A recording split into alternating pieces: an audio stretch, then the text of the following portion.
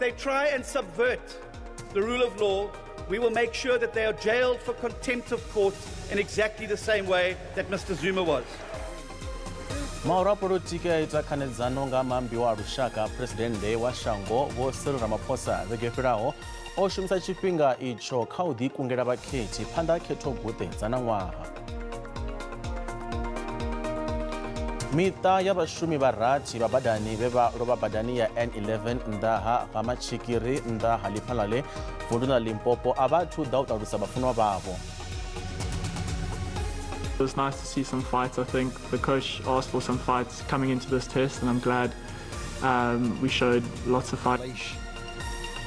Timu ya lushaka ya vhanna ya cricket ya fhano Afrika Tshipembe kana Proteas iri a yongo farea zwavhuḓi u kundiwa nga wikhethe dza rathi nga ḓuvha ḽa u thoma ḽa ndingo dza muvhili na shango ḽa New Zealand.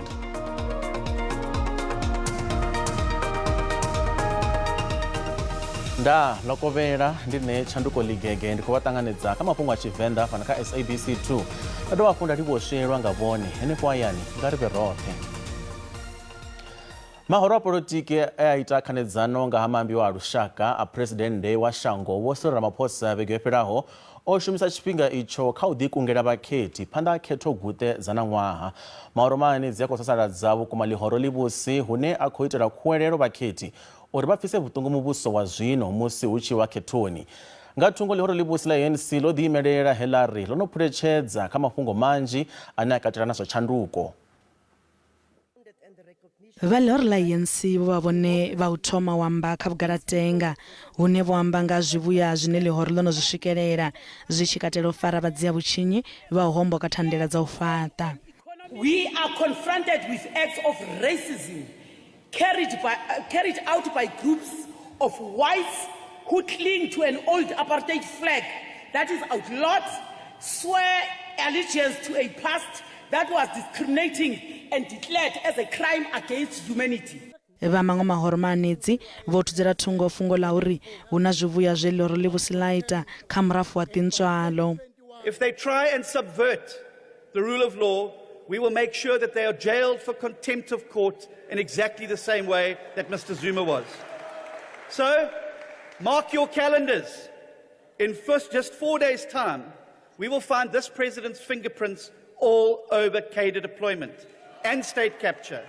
Vha ḽihoro ḽa AFP vho itela khuwelelo president Vho Ramaphosa uri vha ṱutshele nzunzanyo dza u rwela ṱari mulayotibe wa tshikwama tsha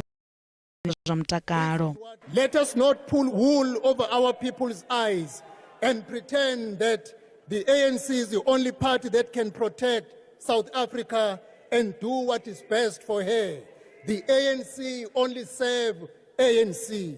President vha khou lavhelelwa u ḓo fhindula mbudziso nga ḽavhuṋa. Vha ḽihoro ḽa Democratic Alliance kana DA vha khou khwaṱhisedza uri ḽihoro ḽa ANC ḽo ṋewa u swika musumbuluwo vhege ḓaho wa ḽa 19 ḽa Luhuhi uri ḽi ṋekedze rekhodo dzaḽo dza u vhea miraḓo yaḽo kha maimo a zwiimiswa zwo fhambanaho. Izwi ndi nga murahu ha musi khothe ya ndayotewa yo hana khumbelo ya khaṱhululo nga ḽihoro ḽa ANC malugana na khaṱhululo ya khothe khulwane ya ṋea ndaela ḽihoro iḽi uri ḽi ṋekedze idzo rekhodo hu saathu fhela maḓuvha maṱanu. Vha DA vha ri arali ḽihoro ḽa ANC ḽa balelwa u ṋekedza rekhodo idzo zwenezwo nga musumbuluwo hu ḓo bvelela zwe zwa itea kha presidente wa kale Vho Jacob Zuma vhe vha valelwa tshiṱokisini nga mulandu wa u nyadza ndaela ya khothe. Let me be clear. If they try and subvert the rule of law, we will make sure that they are jailed for contempt of court in exactly the same way that Mr. Zuma was. We will do it. You will get your report, but we'll continue deploying people who are capable. The ANC has got its own documents. That's my response. On any ANC business. But those are internal documents of the organization. If we're not successful, we will go back to the drawing board. Ramirayo wa khosi khulu ya kale ya lushaka lwa Vhavenda Vho Toni Mphepo Ramabulana vho isa khumbelo ya uri khumbelo ya u shandukisa affidavit nga Ramirayo vha mukolo Vho Masindi Mphepo i thudzelwe kule. Advocate Vho Carlos da Silva vha ri u shandukiswa ha affidavit u itela u dzhenisa na mafhungo a mavharivhari a zwiito zwa vhuaḓa na vhufhura zwi kwamanaho na u hombokiwa ha bannga ya VBS zwi songo tendelwa. kholiwa chote na musi fhungo lulwane le khothe ya vha to lavhelesa ḽone ndi fhungo la VBS ri ḓo zhumbula uri VBS ndi ḽa bannga ya ḓo fhedza yo faradziwa musi masheleni manzhi o dzhiwa ri ḓo humbula muvhigo wa advocate Vho Terry Mudahu wa ḓo sumbedza uri hu na vhathu vhanzhi vhe vha ḓo longa tshanḓa kha u wisa bannga yeneiḽa hanefho ho ḓo kwamiwa na khosi ya kale ya lushaka lwa vhavenḓa khosi Vho Toni Pepo Ramabulana he avho na vhone hu na zwe vha wana musi hu tshi khou vha na u dzhiwa zwe zwa vha zwi khou dzhiwa kha bannga heḽani fhedzi vha mulayo kana vhaimeli vha mulayo vha mukololo Princess Masindi Mpepo vho ḓo sumbedza uri heḽi fhungo kha ḽi dzhiwe ḽi dzhene kha heḽi dzulo vha khou humbela uri affidavit yavho i shandukisiwe affidavit yavho hu ṅwaliwe iṅwe no vhidzwa ndi supplementary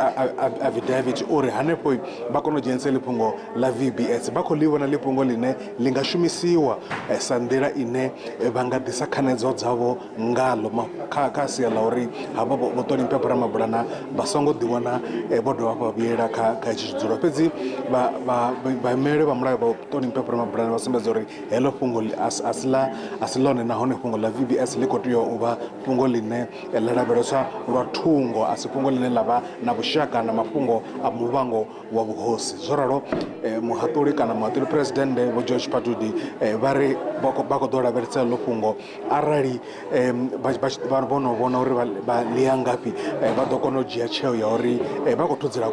kule na heyo khumbelo ya vhaimeleli vha mulayo wa mukololo Masindi Mpepo Ramabulana ndi fhungo ḽe na musi ḽa vha ḽo tou lavheleswa khaḽo he khothe ya vha yo tou lavhelesa hone yo tou ri fombe kha fhungo ḽa VBS.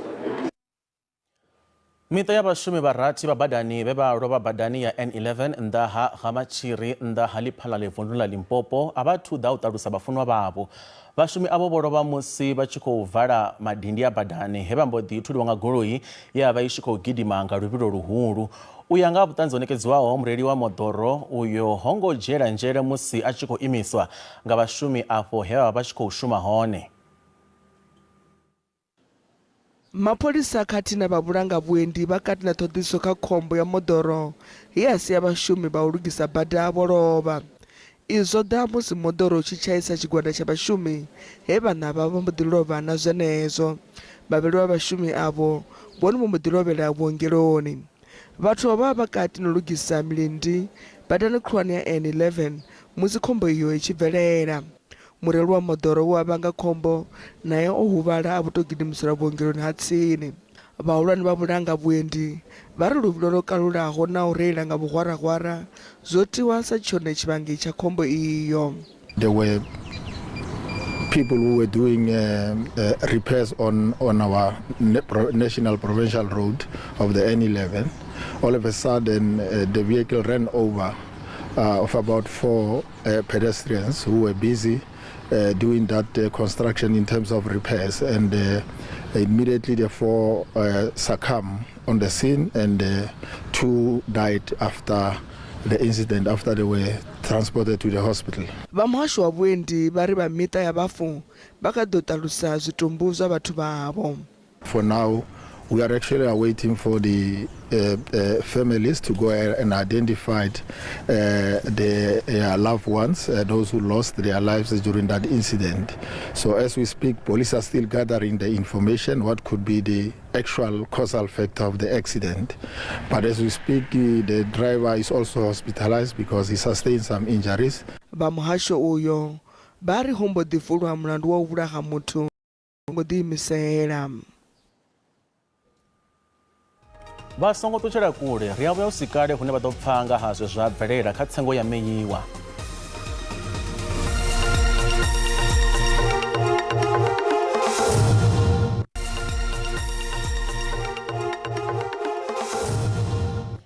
Ri vha ṱanganedza nga mafhungo a Tshivenda fhano kha SABC 2 nga ri bvele phanḓa.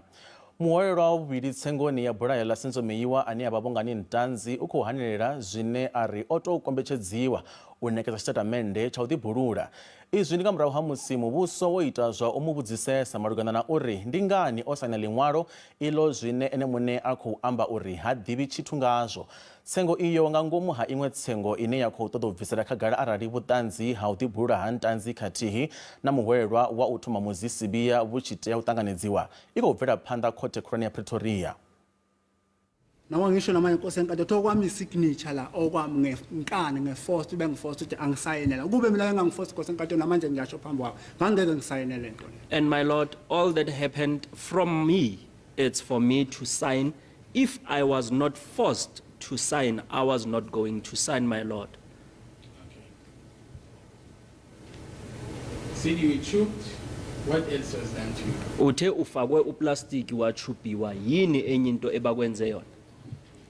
Inkosi enkantolo ngathi mangifaka uplastic la bengibambe ngapha ngizama ukuphunyuka ngede bayangibamba straight bangipressa so. My lord, as they have put a plastic on me and they have grabbed me with my hands, I was trying to get off the grip. Ingakho nje ngaqala mangingena apha eboxing ngitshela inkosi enkantolo lento eyenzeka kimi angimfisele omunye umuntu ibhlungu namanje enhlizweni yami. And my lord, that is why even when I started testifying, I said what happened to me, I would not wish that it happened to anyone. That thing is painful. Ingakho nje ngakhipha namagama uthi uNkulunkulu ababusise. And that is why I even uttered the words that may God bless them. Okay. It's fine, I hate you. Uthi kulungile ukuzwile All umshushisi. this was happening in the presence of Colonel Rapad. Konke lokhu kwenzakele uKolonel Rapadu ekhona. Ukhona ngithi iphoyisa elikhulu ngizothini mina ukhona. Yes, he was present as he was one of the senior police officers. Angithi bebemasobelo babugcinile bethi namanje awufuni siyakuyeka bekubulala mangithi ke okay lethani ngisayini uyanginika ngiyasayina ngizothini mina Nkosi enkantolo. They came with Brigadier Gininda and they asked me, are you still refusing to sign or should we let them kill you? And they brought the document with a pen and I opted to sign. Vadzulapo na vhoramabindu va Inanda na Verulam ngei devhula ha Durban va ri zwa u tsimuwa ha muḓagasi nga vhupo nga u sielisana zwi khou vhanga u hulela ha zwiito zwa vhutshinyi vhuponi havho. Vha ri vhunzhi ha milandu ya u ṱangula khathihi na vhuṅwe vhutshinyi zwi khou itea nga tshifhinga tsha musi hu na maswiswi hu si na muḓagasi. Ramabindu wa miṅwaha ya 45 wa fhaḽa vhuponi ha Verulam vha ri zwiṅwe zwine zwa khou itea zwi khou vha vhaisa vhukuma. Ramabindu ava vha kombetshedzea u vala bindu ḽavho ḽi vha ḽi thoma miṅwahani yo vhalaho vhukuma yo fhiraho nga ṅwambo wa zwiito zwa vhutshinyi ha u hombokiwa ha bindu ḽavho lwa tshivhalo nga tshifhinga tsha musi muḓagasi wo ṱuwa. Over the 2023, my store was either broken into or armed robbed 7 times. 4 of which was during the load shedding. Tshigwada tsha vhadzulapo vha no lwa na zwiito zwa vhugevhenga khathihi na khamphani dza u linda dza private zwa zwino vho engedza miraḓo yavho nga tshifhinga tsha u khawa muḓagasi sa nḓila ya u lingedza u lwa na u anda zwiito zwa vhugevhenga. We do have several complaints during load shedding hours. One of the most common is housebreaking. When load shedding, especially if it goes into longer than the normal schedule hours of 2 to 4 hours, we have housebreaking that increases drastically.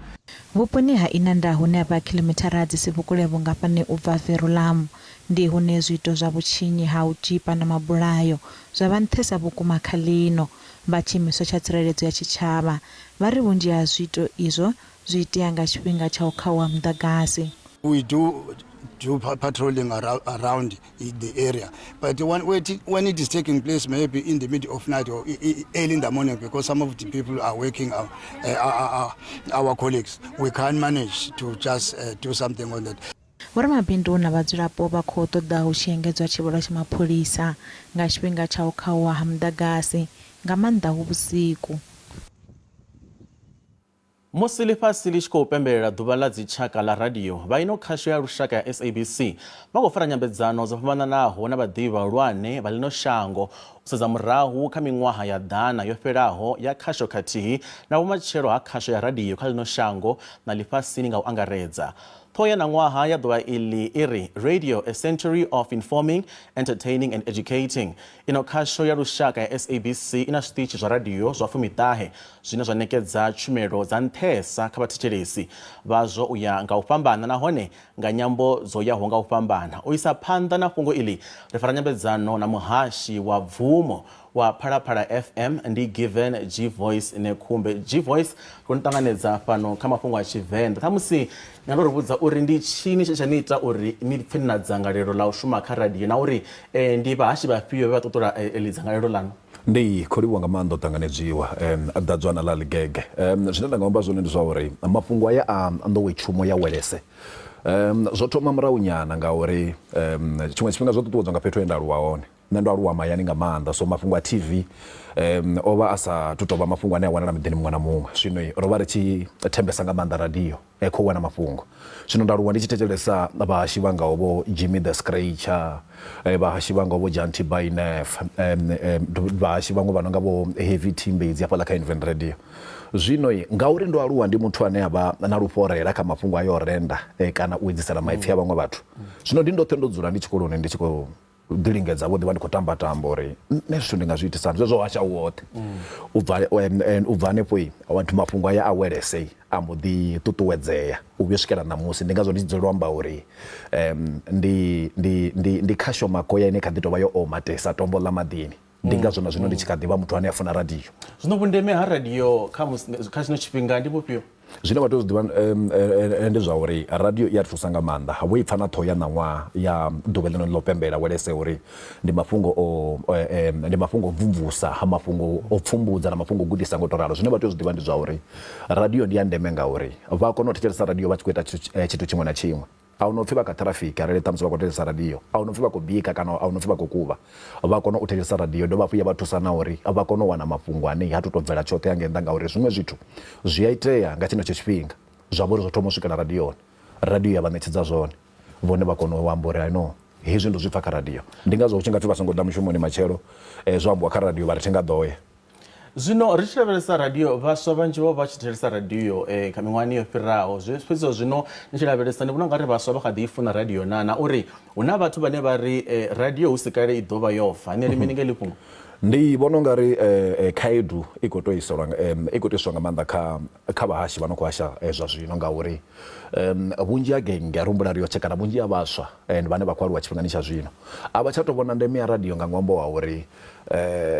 luambo a vha tsha tou tevhela zwavhuḓi nga maanḓa ro lavhelesa luambo lwa Tshivenda zwa zwino ono ḓalesa mafhungo aya a u lavhelesa zwiṱori online a u thetshelesa zwithu online ngo to ralo zwino arali khaedu yaswa kha vhahashi vha no khou hasha zwa zwino uri ilwani nga nḓila dzoṱhe vha tshiṱango tsha phela misevhe kho tsireledza luambo lwa vhurema lwa Tshivenda ndi vhona unga ri nga shuma sa vhulimbo ha thaphulo u isa vhaswa vhane vha vha uri vho ṱutshela kule na radio arali ra nga ita uri vhaswa vha vhe vhathu vhane vha tevhela nga maanḓa zwithu zwa mvelele. Mbusi yo fhedzisela na ri khou vhona zwo tshifhinga tsho no ṱuwa vhathu vha nga ni wana gai thamusi afho ni na vhori vha ni khou hasha hone nahone thamusi ni nga ri vhudza zwifhinga zwine na vha ni khou hasha ngazwo?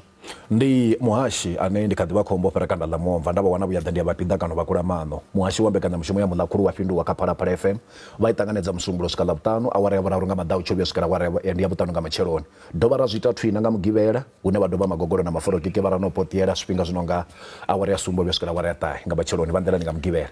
Ri khou livhuwa G Voice ndi mukwei wa maḓurumbasi fhano kha khasho dzashu dza SABC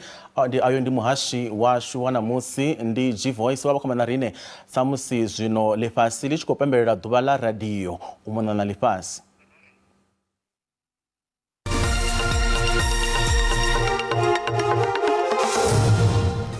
Zwa zwino ri vha ḓisela mafhungo a zwa ikonomi hune rannda ya vhonala yo dzika musi i tshi vhambedzwa na maṅwe masheleni malwa na ḽifhasi. Dollar rand 19 rand 06, bondo 24 rand 03, euro 20 rand 44, pula ya Botswana 1 rand 38. Mikopo la JSE ifhasi. Kha zwibveledzwa musuku ndi $1,996, platinum ndi $875, oil songo kunakiswaho $82.8.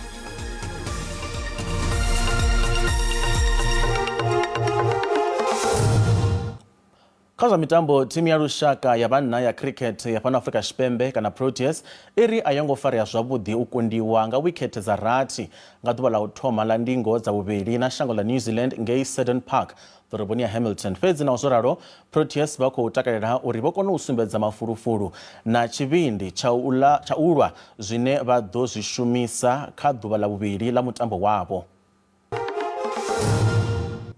loko vha vhashu kha lavhelese mutsho wa shu zori wone wo ri farela zwifhio hune ra khou ri shavhelesa ri khou vhona zori hoṱhe hune vha khou vhona ho tingiwa nga muvhala wa lutombo musi ri tshi khou gonya hu khou lavhelelwa mvula dzashu dzine a dzi ngo ḓi ṋea maanḓa mvula dzine dza ḓo vha dzi kha 30% hanefhaḽa ri musi ri tshi khou lavhelesa kha vhusiku ha ṋamusi na musi ri khou bvela phanḓa nga u to ralo ri khou vhona zori dzenedzo mvula naho dzi khou bvela phanḓa ngeno kha phende ya shango yashu khou vhona tshi ḓo nga hu khou rothola ri tshi khou lavhelesa na ngeno kha vunḓu ḽashu ḽa KwaZulu-Natal hone ri tshi ṱuwa hafho ri tshi lavhelesa ngeno kha vunḓu ḽashu ḽa Western Cape hono khou vhona tshi ḓo ḓivha hu khou rothola ngeno kha phende ya shango yashu ri khou lavhelesa na ngeno kha vunḓu ḽashu ḽa Eastern Cape hone ri khou bvela phanḓa nga u to ralo zwine vha khou tsivhudzwa zwone ndi zwa uri ngeno vha khou vhona ho tingiwa nga muvhala une wa khou yelana hanefhaḽa kha mutsuku hu khou vhonala zwori vha khou tsivhudzwa zwori hu ḓo vha na mufhiso wo kalulaho vhukuma zwa tamba fhedzi uri vhaṱhogomeli musi ri khou lavhelesa kha vunḓu ḽashu ḽa Free State ri tshi lavhelesa ḓo kwamana muṅwe vhupo wa vunḓu ḽashu ḽa North West na kha vunḓu ḽashu ḽa Gauteng ri khou ṱuwa hafho ri tshi lavhelesa zwiṅwe hafhu zwine vha khou tsivhudzwa zwone kha vunḓu ḽashu ḽa Gauteng ndi zwori naho na mufhiso wonoyo une wa khou vhonala wo kalula u pfhelapfhela ha mvula hu khou lavhelelwa ri khou ṱuwa hafho ri tshi lavhelesa kha vunḓu ḽa Limpopo hone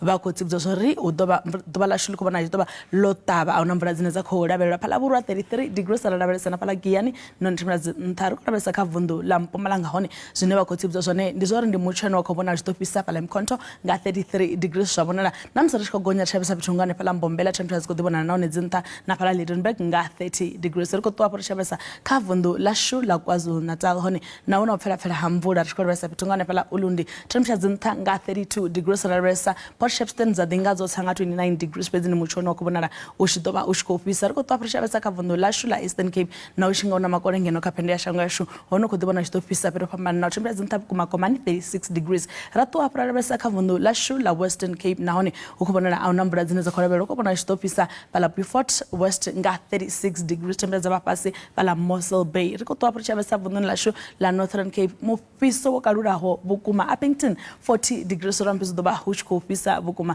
ra lavhelesa na fhala Free State nahone vha khou tsivhudzwa zwori hai hu khou vhona temperature ḓo ḓivha dzi nṱha fhethu fhambananaho nahone a pfhelapfhela ha mvula fhedzi temperature ḓo vha dzi nṱha hu ḓo fhisa u swika kha 37 degrees fhala Kroonstad ra ṱuwa hafho ra lavhelesa na kha vunḓu ḽa North West nahone nahone a pfhelapfhela ha mvula hu ḓo vha hu tshi khou fhisa u bva kha nṋe mukolelo wa matsila ndi ri madekwana a vhuḓi